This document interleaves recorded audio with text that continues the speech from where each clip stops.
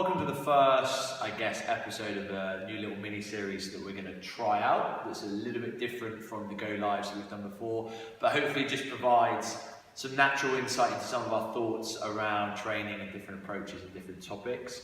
So the way this is going to work, to start with, Nathan knows none of the questions, he knows nothing about it. I've prepared a couple of questions. I'm going to throw them out at him and we'll just let it unfold from there. We're aiming for no more than 5 minutes. No more than 5 minutes. We'll try and get as close to 3 as we can. Because you'll get bored and we'll get bored. Yeah. First question. Timer starting in 3, 2, 1. Drills versus playtime and letting yourself discover a movement. So, example, learning to muscle up.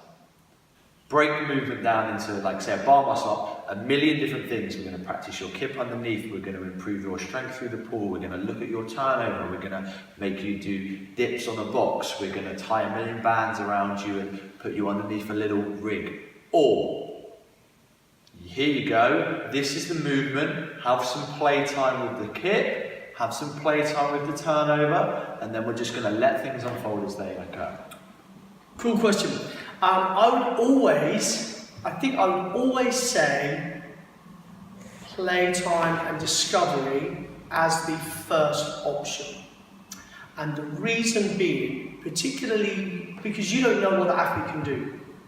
Yeah. And I've not seen, but I've heard of examples of people go, oh hey, what's a muscle up? Somebody shows them and they get up there and they just do it. Yeah. Okay. They tend to be, from the stories that I've heard, they tend to be people who are extremely strong in vertical pulling. So their chin up is very strong, and they've just got the strength to strip muscle up over the top. Okay.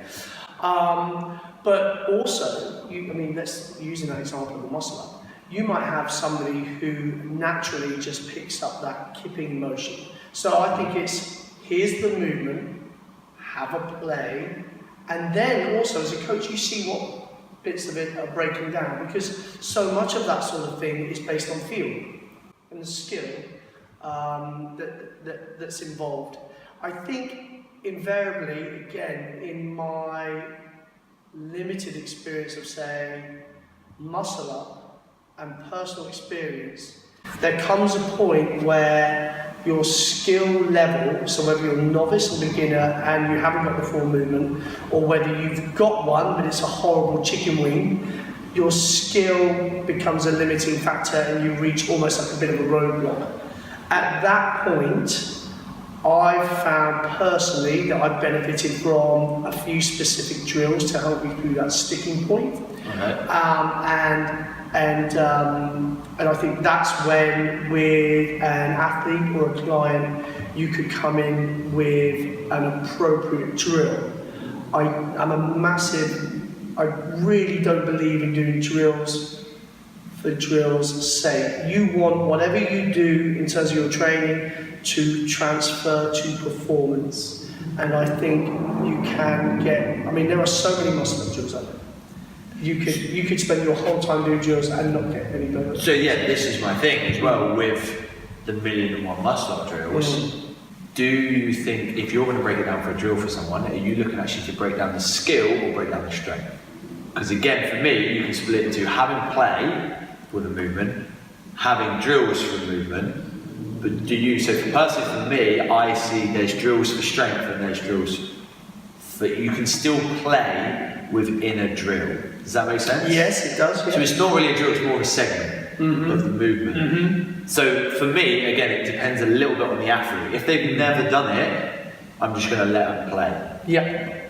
Do you think there's a cut-off or a different start point for different athletes? Can I flip the question somewhat and say, when you get muscle-ups properly, you actually realise there's very little strength involved. Yes. It's timing and it's skill. So drills for skill versus drills for strength. 60 seconds. What was your question? Do you think there's a cut-off, or where might you change it in terms of your approach? Are there some occasions where you go, stop, with doing this drill. Yeah. And I think that's when, as a coach, you can tell when an athlete hits a roadblock. Now, you might see that they hit a movement roadblock, or you might see that mentally, you know that athlete in your relationship with them, they've hit a mental roadblock, which quite often happens. How many people start muscle ups and they're hurting their elbows because they're gripping too tight and they're just trying to muscle everything. And actually, as anybody who does big sets of muscle ups will know, it's actually about staying relaxed, timing and skill. So a little bit like muscling a golf swing versus staying relaxed and nailing skill. Perfect. 12 seconds to spare. Just